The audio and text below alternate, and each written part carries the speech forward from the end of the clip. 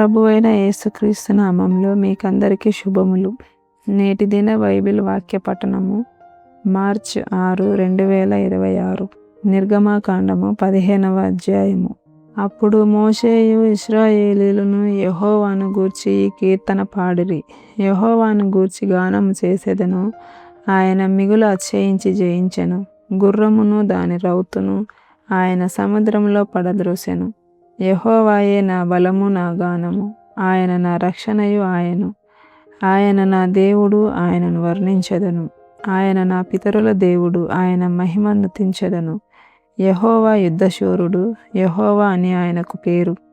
ఆయన ఫరో రథములను అతని సేనను సముద్రంలో పడద్రోసెను. అతని అధిపతులలో శ్రేష్ఠులు ఎర్ర సముద్రములో మునిగిపోయిరి. అగాధ జలములు వారిని కప్పెను. వారు రాతి వలె అడుగంటిపోయిరి.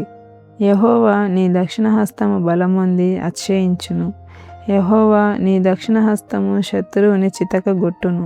నీ మీదికి లేచి వారిని నీ మహిమాతిశయం వలన అణచివేయుదువు. నీ కోపాగ్నిని రగులజేయుదువు, అది వారిని చెత్తవలె దహించును.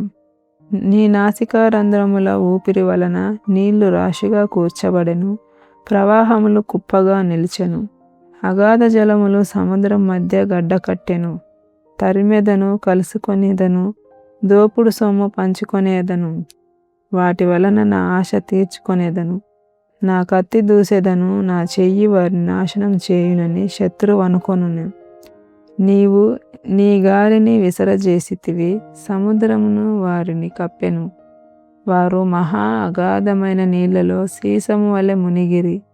యెహోవా, వేల్పులలో నీ వంటి వాడెవడు? పరిశుద్ధతను బట్టి నీవు మహనీయుడవు, స్తుతి కీర్తనలను బట్టి పూజ్యుడవు. అద్భుతములు చేయువాడవు, నీ వంటి వాడెవడు? నీ దక్షిణ హస్తమును చాపితివి, భూమి వారిని మృంగివేశను. నీవు విమోచించిన ఈ ప్రజలను నీ కృపచేత తోడుకొని పోతివి. నీ బలము చేత వారిని నీ పరిశుద్ధాలయమునకు నడిపించితివి. జనములు విని దిగులు పడును, ఫిలిష్తీయ నివాసులకు వేదన కలుగును. ఎదోము నాయకులు కలవరపడుదురు, మోయాబు బలిష్ఠులకు వణుకు పుట్టును. కనాను నివాసులందరూ దిగులొంది కరిగిపోవుదురు. భయము, అధిక భయము వారికి కలుగును.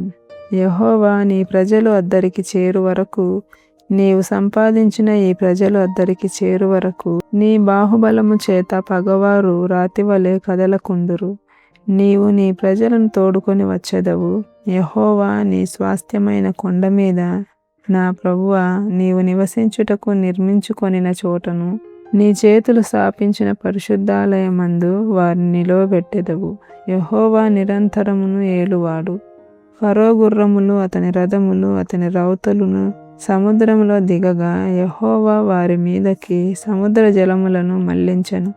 అయితే ఇశ్రాయేలీయులు సముద్రం మధ్యను ఆరిన నేల మీద నడిచిరి.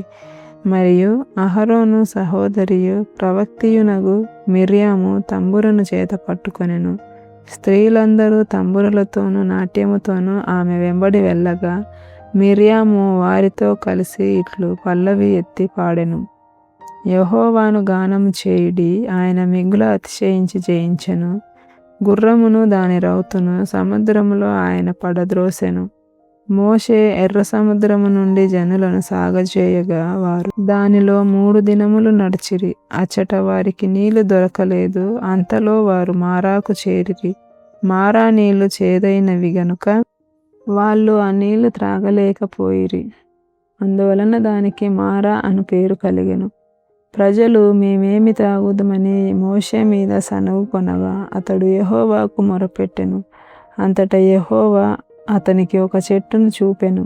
అది ఆ నీళ్లలో వేసిన తరువాత నీళ్లు మధురములాయెను. అక్కడ ఆయన వారికి కట్టడను విధిని నిర్ణయించి అక్కడ వారిని పరీక్షించి, మీ దేవుడైన యెహోవా వాక్కును శ్రద్ధగా విని ఆయన దృష్టికి న్యాయమైనది చేసి ఆయన ఆజ్ఞలకు విధేయులై ఆయన కట్టడలన్నిటినీ అనుసరించి నడిచిన ఎడల నేను ఐగుప్తీయులకు కలుగజేసిన రోగములలో ఏదియూ మీకు రానియను. నిన్ను స్వస్థపరచు యెహోవాను నేనే అనెను. తరువాత వారు ఏలీమునకు వచ్చిరి. అక్కడ 12 నీటి బుగ్గలను 70 ఈత చెట్లును ఉండెను. వారు అక్కడనే ఆ నీళ్ల యొద్ద దిగిరి.